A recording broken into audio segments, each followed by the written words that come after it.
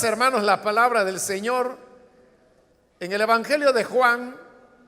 Busquemos el capítulo número 1.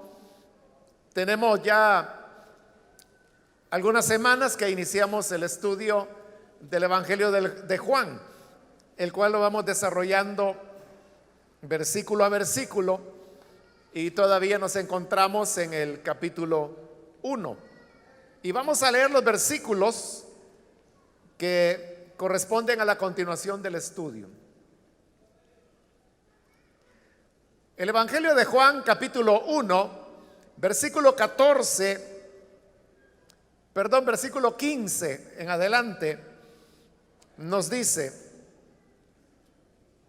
Juan dio testimonio de él y a voz en cuello proclamó: Este es aquel de quien yo decía, el que viene después de mí es superior a mí, porque existía antes que yo. De su plenitud todos hemos recibido gracia sobre gracia, pues la ley fue dada por medio de Moisés, mientras que la gracia y la verdad nos han llegado por medio de Jesucristo. A Dios nadie lo ha visto nunca. El Hijo unigénito, que es Dios y que vive en unión íntima con el Padre, nos lo ha dado a conocer. Amén. Hasta ahí dejamos la lectura. Pueden tomar sus asientos, por favor.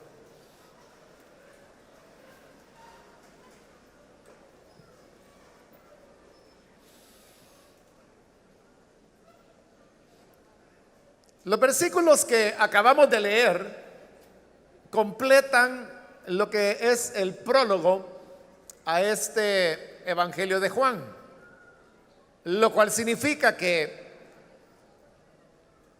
en la próxima oportunidad, cuando arranquemos del versículo 19 en adelante, estaremos ya entrando en lo que es propiamente el relato del Evangelio. Porque todos estos primeros 18 versículos es una introducción, un prólogo, el que hemos estado estudiando. Ahora, cuando comenzamos este estudio y dimos la introducción a Juan, a lo mejor usted recuerda que dijimos que uno de los propósitos por los cuales el Evangelio de Juan fue escrito era el de dar a los seguidores de Juan una idea correcta acerca de quién había sido Juan y quién había sido Jesús. Pues, aunque nos parezca a nosotros increíble hoy en día, hubo una época en la cual los seguidores de Juan llegaron a tener mucha fuerza. Y dentro de esa fuerza, incluso ellos pensaban que Juan había sido alguien superior a Jesús. No lo vieron como el precursor de Jesús, como nosotros y los cristianos lo entendieron, sino que veían a Juan como un profeta de Dios y alguien que había tenido superioridad sobre el Señor Jesús. De tal manera que los seguidores de Jesús, que posteriormente fueron llamados cristianos, caminaron al lado de los discípulos de Juan. Y por eso es que en el libro de los Hechos podemos encontrar relatos en los cuales había un encuentro que a veces se daba de manera casual entre los seguidores de Jesús y los seguidores de Juan. Por ponerle un ejemplo, la segunda vez que Pablo visitó la ciudad de Éfeso, dice que se encontró con 12 discípulos. Y comenzaron a platicar, y en medio de la plática Pablo les pregunta: ¿recibieron el Espíritu cuando creyeron? Y esos 12 discípulos se quedaron viendo entre ellos y dijeron: ¿recibir el qué dijiste? Recibir el Espíritu cuando creyeron. Y los 12 dijeron: mira, no sabemos a qué te refieres cuando hablas de Espíritu, ¿de qué estás hablando? Entonces Pablo se extrañó y les dijo: bueno, si nunca han oído hablar del Espíritu, ¿cómo es que han sido ustedes bautizados? Y resultó que lo que ocurría era que estos eran discípulos de Juan y por lo tanto no habían recibido el bautismo cristiano, cuya fórmula es en el nombre del Padre, del Hijo y del Espíritu Santo. Y por eso es que a Pablo le extrañaba que ellos dijeron: nunca hemos oído acerca del Espíritu. Y por eso Pablo les pregunta: ¿cómo es que fueron bautizados? Porque en la fórmula bautismal se usa el Espíritu. Entonces, al entender Pablo que estos eran discípulos de Juan, él les dice: es que, oigan, lo que ocurre es que Juan verdaderamente fue un hombre de Dios, pero él anunció a alguien que iba a venir detrás de él. Entonces yo vengo anunciando al que vino después de Juan. Ese es Jesús y él es el Cristo. Y les presentó el mensaje, creyeron, y luego Pablo oró por ellos, recibieron el Espíritu Santo, fueron bautizados en el bautismo cristiano y se convirtieron en miembros de la iglesia de Éfeso. Le menciono ese relato que usted conoce muy bien porque lo ha leído en el libro de los Hechos, donde usted puede ver que al mismo tiempo que había discípulos de Jesús, había discípulos de Juan. Es exactamente lo que le ocurrió a Priscila y Aquila cuando encuentran a Apolos. Y dice que Apolos era un tremendo conocedor de la Escritura y un predicador con mucha elocuencia, pero también era un discípulo de Juan. Hasta ahí sabía él, hasta el bautismo de Juan. Priscila y Aquila le enseñaron el camino, el restante evangelio, y es que Juan había anunciado el Cristo, pero que el Cristo ya había venido. Entonces, a nosotros, repito, nos puede parecer extraño, porque ahí estamos hablando, hermanos, que habían pasado 20 años después de la resurrección, al menos. Entonces, ¿cómo era que había discípulos de Juan todavía? Pero eso no fue solamente la época de los apóstoles, que queda ahí en el libro de los Hechos, porque el libro de los Hechos termina, se cree que ahí alrededor del año 56 aproximadamente. Pero los discípulos de Juan persistieron. Y el evangelio de Juan fue escrito ya después del año 70, es decir, que pasaron todavía varias décadas. Y lo que ocurrió es que comenzó a formarse un culto hacia Juan el Bautista. Y por eso, repito, uno de los propósitos del evangelio de Juan era ese: aclarar que Juan había sido simplemente, o sea, un gran hombre de Dios, un profeta, dijo Jesús, más que profeta, dijo Jesús. De los nacidos de mujer, nadie más grande que Juan el Bautista. Había sido un hombre ejemplar, pero solamente era el antecesor el que había anunciado que el Cristo vendría. El que verdaderamente era grande era el Cristo, era el Señor Jesús. Pero aquí han pasado las décadas y la gente todavía sigue viendo a Juan como que si fuera el Redentor. Por eso es que ya hemos visto pasajes donde se aclara. Vea por ejemplo el versículo 8, que lo vimos ya hace algún tiempo atrás. Dice: Juan no era la luz.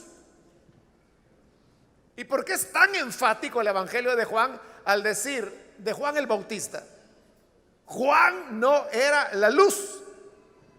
Cuando estudiamos ese versículo, yo le dije que era porque los seguidores de Juan consideraban que Juan era la luz. Y también en esa ocasión le mencioné que incluso habían compuesto himnos, cantos dirigidos a Juan. Por eso es que el Evangelio aclara: Juan no era la luz, sino que vino para dar testimonio de la luz. El que era la luz verdadera, dice, es el que alumbra a todo ser humano, y esa luz venía a este mundo. Está hablando de Jesús.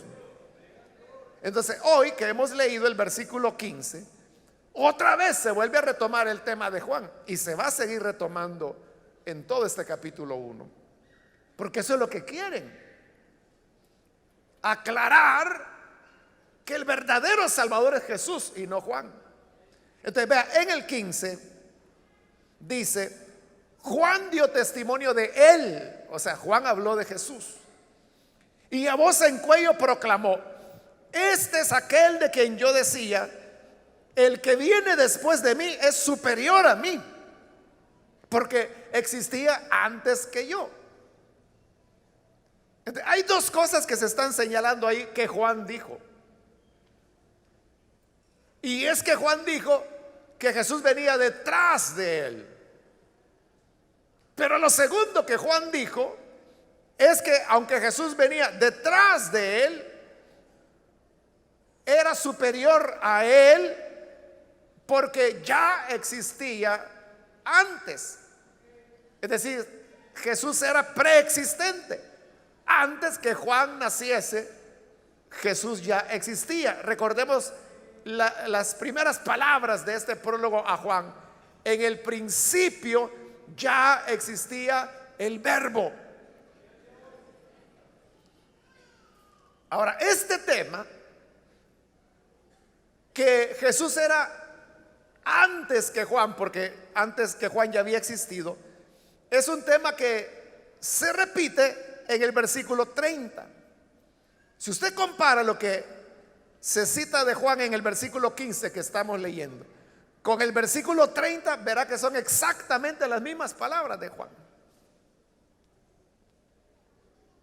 Y esas palabras son: después de mí viene un hombre que es superior a mí, porque existía antes que yo. Entonces, ¿por qué se repite dos veces las mismas palabras?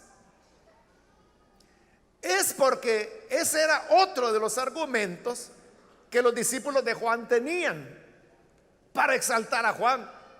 Y es que ellos decían: Juan el Bautista vino antes de Jesús. Y eso era verdad. O sea, eso nadie lo niega. Juan inició su ministerio aproximadamente unos 6 meses antes de Jesús.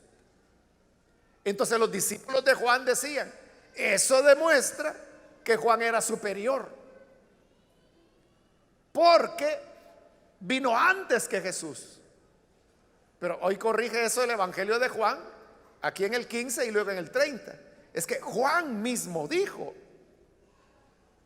que en verdad Jesús venía después de él, pero también dijo que él es superior a mí porque existía antes que yo.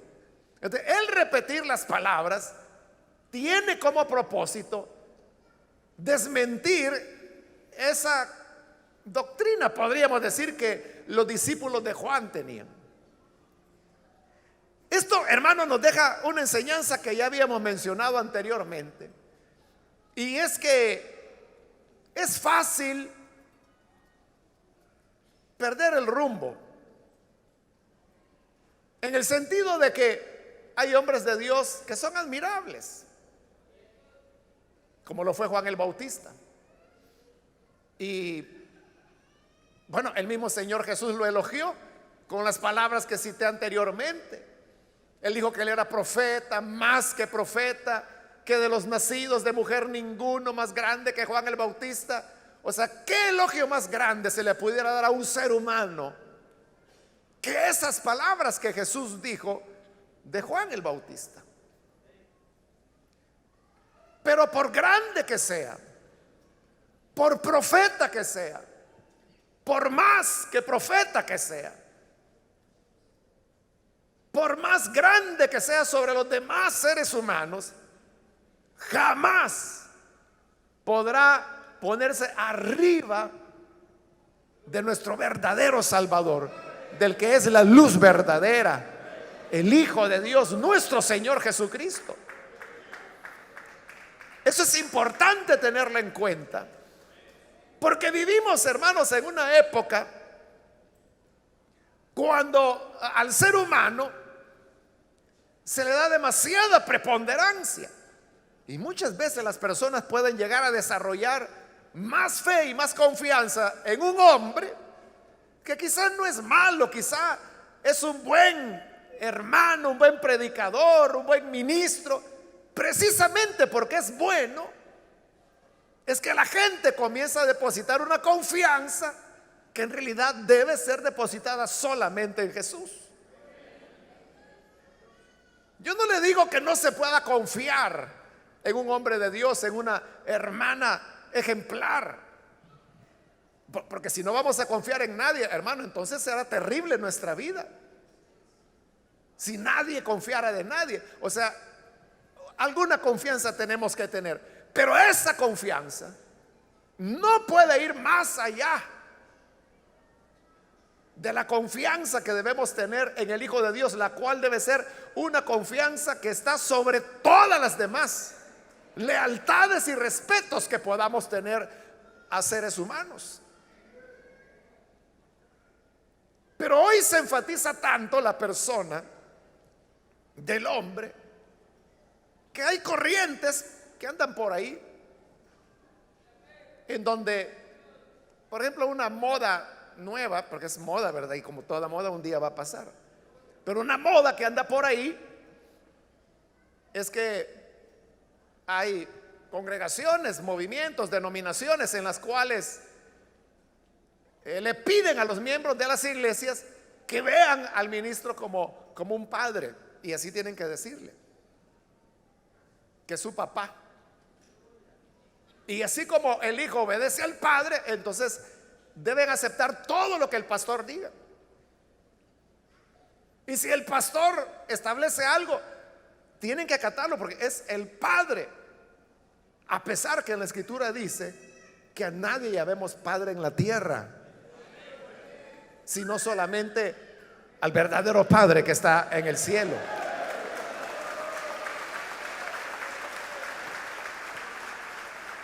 Ese es un ejemplo. Otro ejemplo es la otra moda que hay ahora, en que la gente dice, yo te bendigo, y ahí andan extraños y desconocidos y semiconocidos diciéndole a una persona, yo te bendigo, te bendigo, te bendigo, te bendigo, y la gente se cree eso, se lo cree de tal manera que entonces piensan que el hombre le puede bendecir y comienzan a decir, bendígame, deme su bendición.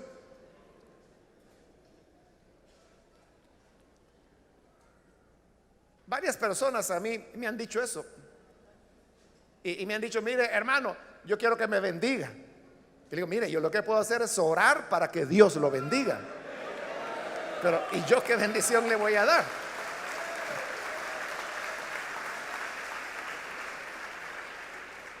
Pero esos elementos de depositar en el ser humano el poder de decisión, infalibilidad, capacidad de bendecir, son elementos que pueden conducir a aspectos como el de Juan el Bautista. Claro, Juan el Bautista de eso no supo nada, si él 6 meses duró su ministerio y terminó sin cabeza por su fidelidad al Señor. Pero los hombres son los que construyen imágenes más allá de lo que debe ser una imagen sana acerca de un ministro del evangelio. Ese cuidado debemos tener, hermanos. que nuestra lealtad principal es el Señor. Que el hombre puede decir lo que quiera decir, puede atar, puede desatar, puede declarar, puede anular, puede hacer lo que quiera, pero lo que a nosotros nos rige es lo que está escrito, la palabra de Dios. Esa debe ser nuestra norma. Aunque venga ahí un superapóstol diciendo, es que yo vengo para desatar la bendición. ¿Y cómo la va a desatar si es un ser humano? El que puede bendecir es Dios. ¿O ha leído usted algún pasaje en las cartas de Pablo, o en las cartas que no son de Pablo, pero sí de otros hombres de Dios? En el libro de los Hechos, ¿ha leído usted a Pablo declarando, a Pablo desatando, a Pablo bendiciendo? O sea, son prácticas totalmente fuera de la palabra de Dios. Ahí es donde le digo, cuidado, nuestra fe debe ser el Señor y no tenemos que poner a ningún humano por arriba del Hijo de Dios. En el versículo 16, de su plenitud, está hablando de Jesús, ¿no? De su plenitud, todos hemos recibido gracia sobre gracia. Cuando se usa ahí la palabra plenitud, está hablando de totalidad. Es un concepto de la teología de Pablo. Por eso es que Pablo utilizó mucho el tema de la plenitud de Cristo, que se desarrolla de manera amplia, por ejemplo, en la carta a los Colosenses.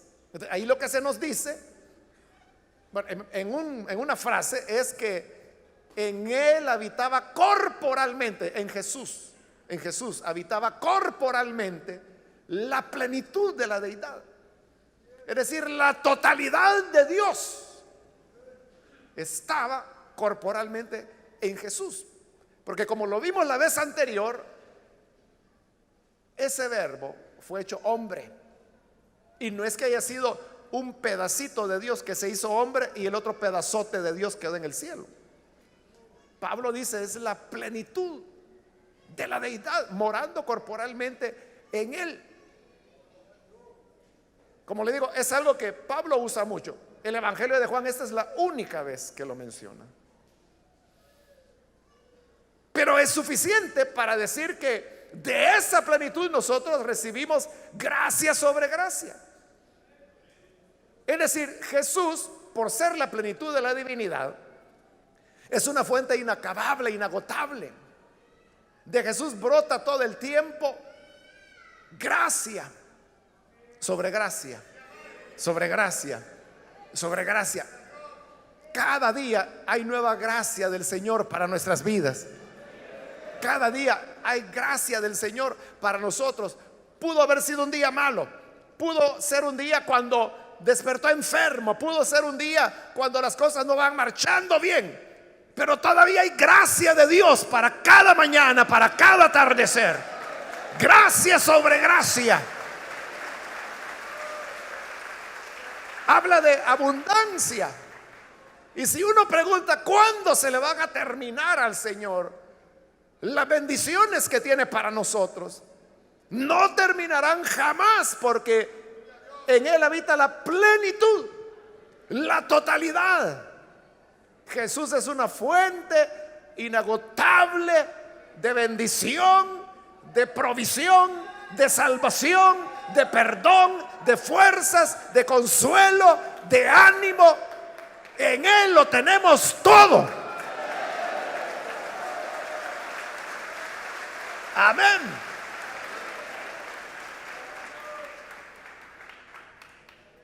¿Cuántos años tiene usted de ser seguidor de Jesús o seguidora de Jesús? Bueno, hay algunos que tienen poco tiempo, ¿no? Pero otros tienen 20, 30, 40, 50 años y no se ha aburrido.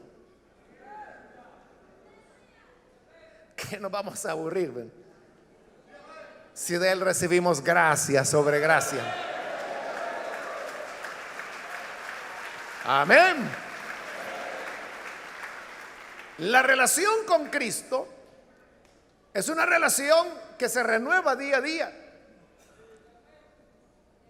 Cada día hay cosas nuevas, hay maravillas, hay gracia sobre gracia. Él ya nos dio gracia, pero sobre esa gracia derramará más gracia. Y mañana habrá más gracia. Y pasado habrá más gracia. Y cada día, cada momento que pasa, hay más y más gracia de Dios. Cada mañana son nuevas las misericordias de Dios. Esto es lo mejor que pudo habernos pasado en la vida, hermanos. Tener a Jesús como nuestro Señor. Versículo 17. Pues la ley fue dada por medio de Moisés, mientras que la gracia y la verdad nos han llegado por medio de Jesucristo. Las iglesias de Samaria, que es donde se escribió el Evangelio de Juan, no solo tenían ese conflicto, por llamarlo así, con los seguidores de Juan, sino que también lo tenían, como todo el cristianismo, con el judaísmo. Porque el judaísmo tiene o piensa tener un camino, ¿no?, que es la ley de Moisés. Ese fue el gran conflicto de Pablo durante todo su ministerio, ¿no? La lucha contra los judaizantes, como lo llamaba él, que eran las personas que querían obligar a los creyentes que guardaran la ley. Un tema que lo vemos en el libro de los Hechos de los Apóstoles, lo vemos en Romanos, lo vemos en Colosenses, lo vemos en la carta a los Efesios, lo vemos en la carta a los Gálatas de una manera tremenda. Esa fue la lucha de Pablo todo el tiempo. Esa lucha también la tuvieron las iglesias de Samaria después de que Pablo ya había muerto.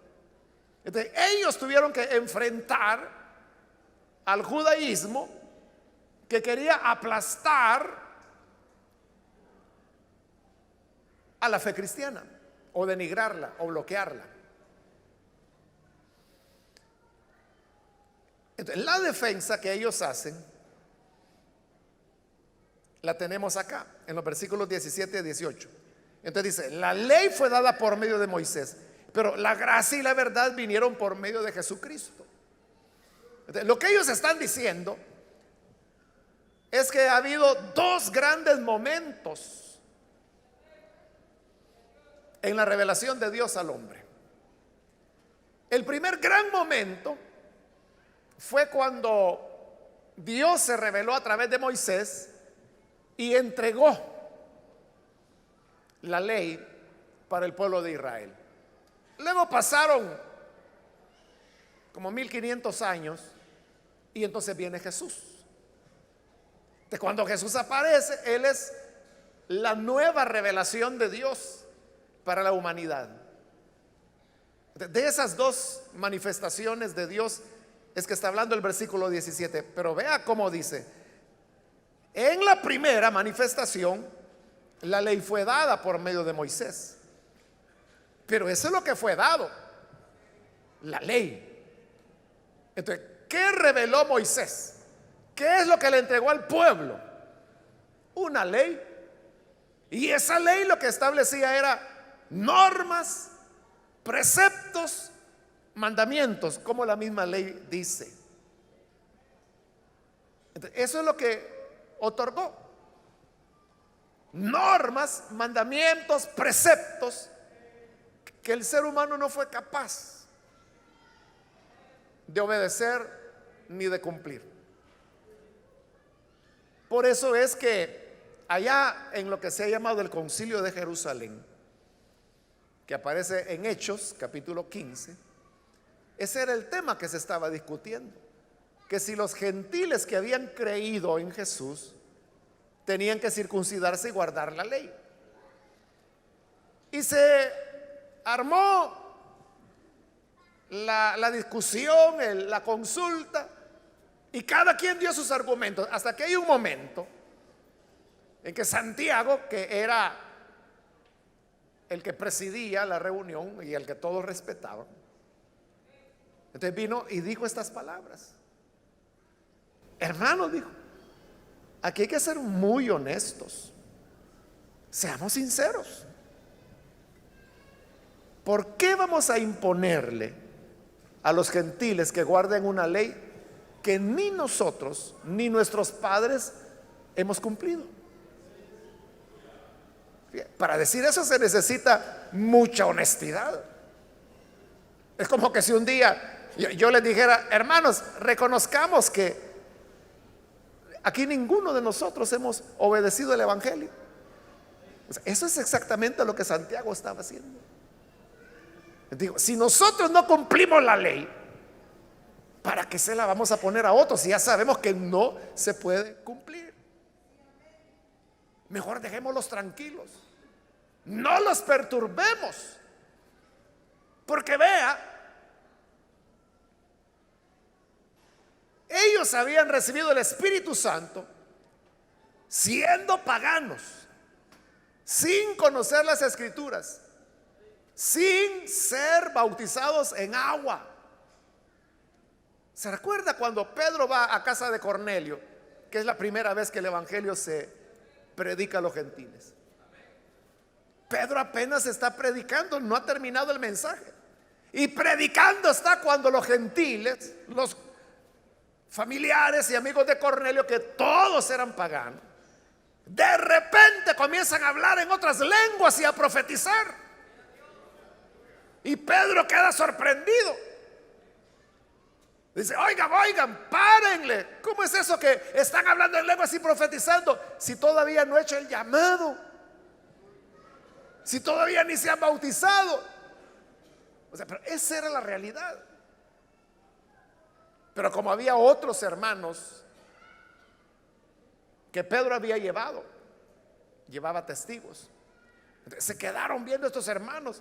Y entonces Pedro les dice, miren, si el Espíritu ya los bautizó, si ahí están hablando en lenguas, si están profetizando, entonces, ¿qué impide que sean bautizados en agua? Sí, bauticémoslos.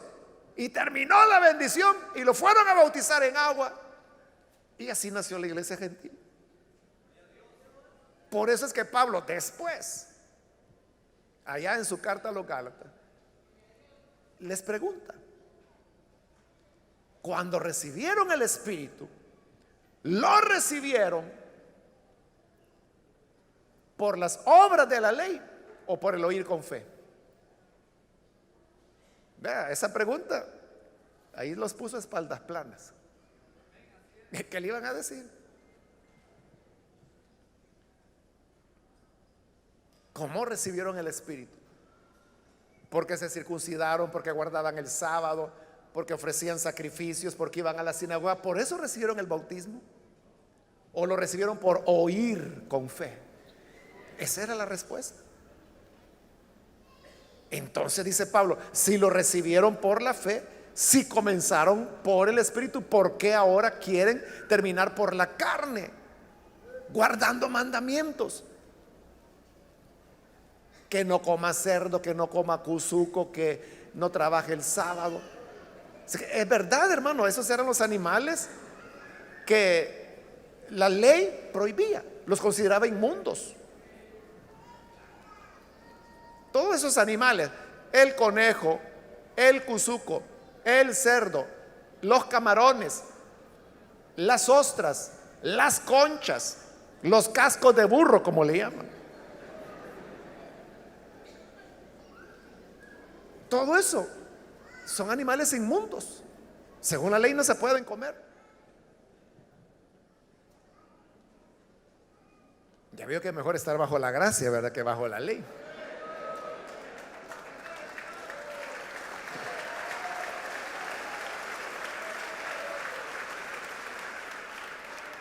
Por eso es que Jesús dijo, no es lo que entra al hombre lo que lo contamina, es lo que sale. Y el Evangelio de Marcos aclara y dice, con esto, dice, hizo limpios todos los alimentos. Entonces, pero no es porque yo no como camarones que el Espíritu Santo me bautiza. No, no, no. No, sino que es porque creí, porque oí con fe. Entonces, en la primera manifestación de Dios, Dios a través de Moisés entregó la ley, entregó eso, lo que usted podía comer y lo que no podía comer. No podía comer gallina degollada, no puede comer moronga. Sí, porque es sangre, ¿no?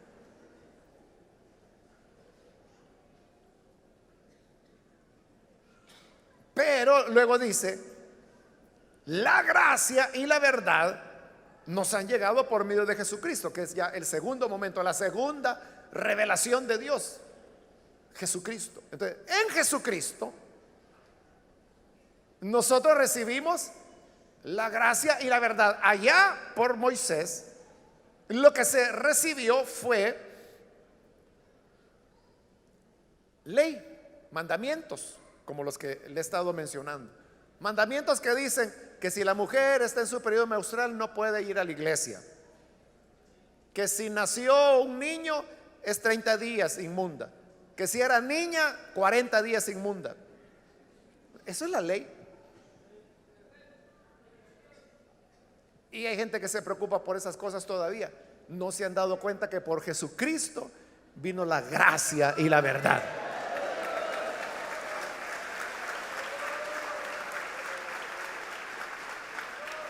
Entonces, lo que está haciendo ahí el Evangelio de Juan es decir, por Cristo tenemos un mejor camino, que es de gracia, es de verdad, que son conceptos que ya utilizó antes, hablando de la gracia y la verdad. En el 14, hablando de la encarnación, dijo, el Hijo unigénito del Padre, lleno de gracia y de verdad. Hoy otra vez está retomando gracia y verdad, pero refiriéndose que eso nos fue dado por medio de Jesucristo.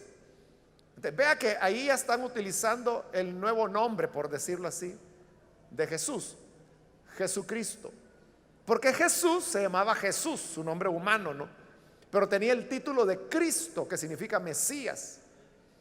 Pero con el pasar del tiempo, los cristianos fueron uniendo los dos nombres y así nace Jesucristo. Pero eso aparece solamente en las cartas que son ya posteriores. Como Juan es el último de los evangelios en ser escrito, ya se le llama Jesucristo ahí. Ahora, en el 18, a Dios nadie lo ha visto nunca. El Hijo unigénito, que es Dios y que vive en unión íntima con el Padre, nos lo ha dado a conocer. Ese es otro argumento para decir que el Evangelio es superior a la ley. El argumento dice, a Dios nadie lo vio nunca, ni Moisés. Recuerde allá en el capítulo 33 de Éxodo, Moisés le dice, Señor, muéstrame, yo quiero ver tu gloria. Y Dios le dice, mira Moisés, me cae bien, pero vamos a hacer esto. Te voy a poner ahí en medio de unas rocas donde solo va a haber una hendidura, un pequeño espacio. A ver, y yo voy a pasar delante de ti y vas a ver mi gloria.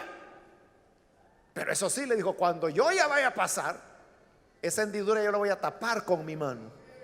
Entonces voy a pasar y cuando haya pasado, voy a quitar mi mano y podrás verme las espaldas, pero a mí no me verás. Porque le dijo, no hay nadie que me vea y viva. El que me ve se muere por la santidad y la gloria del Señor. Y así fue. Moisés ahí estaba en hendidura viendo, quiero ver a Dios.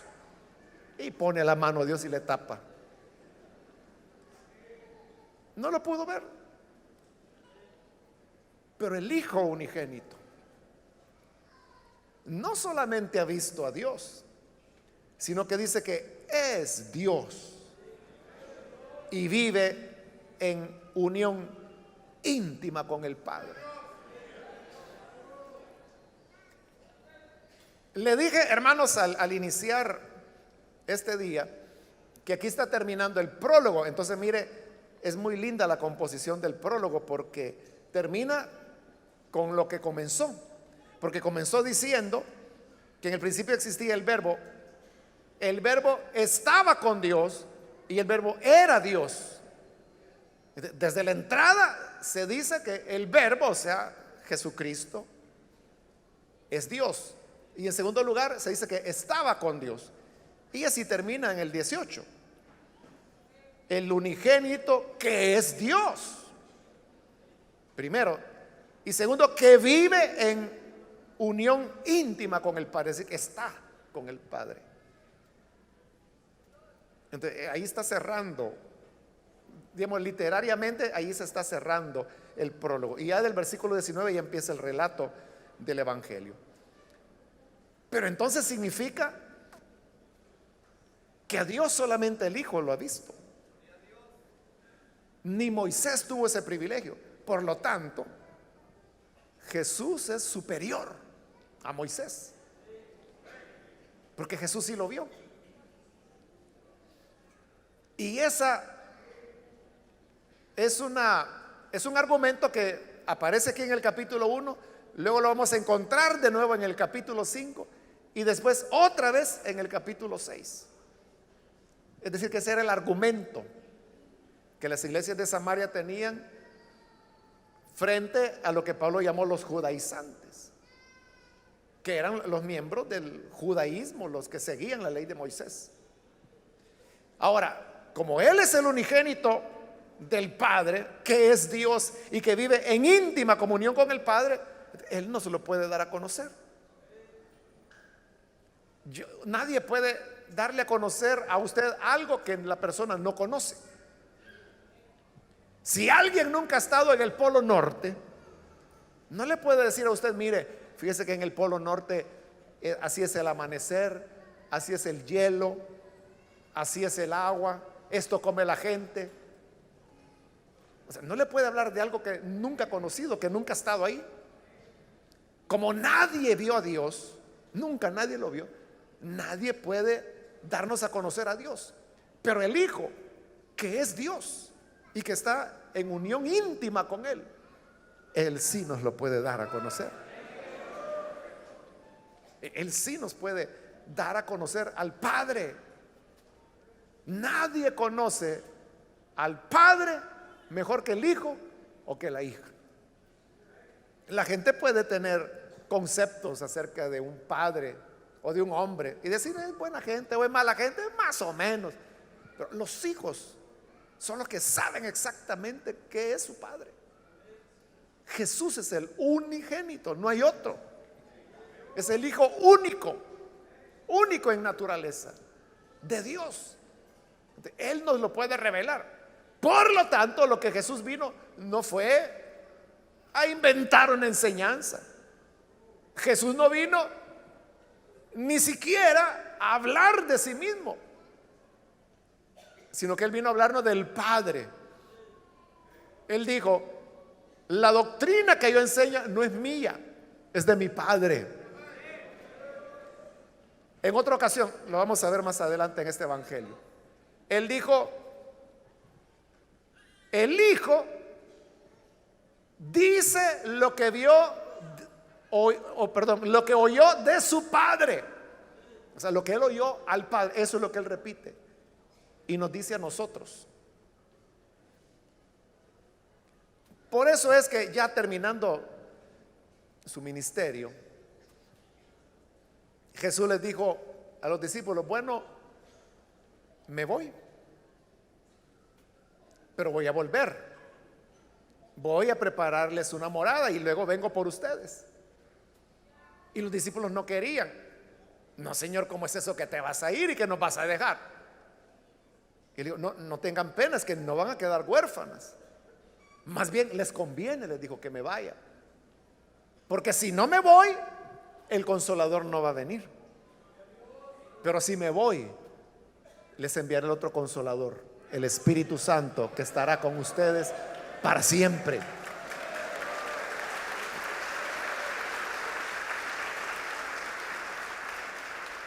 Entonces, Felipe, ya resignado, bueno, Señor, ni modo, dices que te vas, pues no queremos, pero ya que te vas, haznos un último favor. Permítenos ver al Padre, queremos conocer al Padre. Y Jesús le dijo, Felipe, tanto tiempo tengo de estar con ustedes y no me has conocido. El que me ha visto a mí, ha visto al Padre.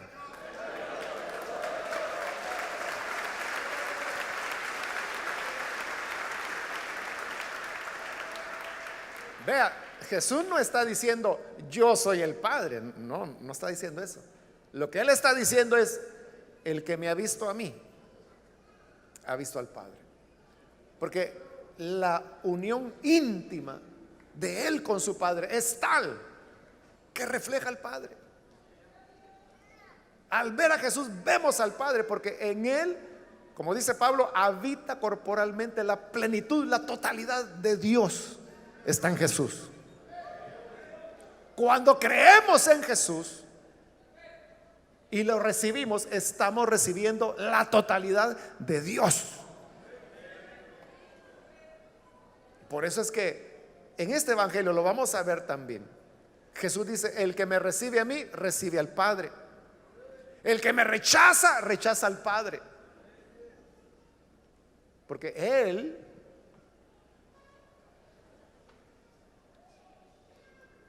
es Dios, es el Padre.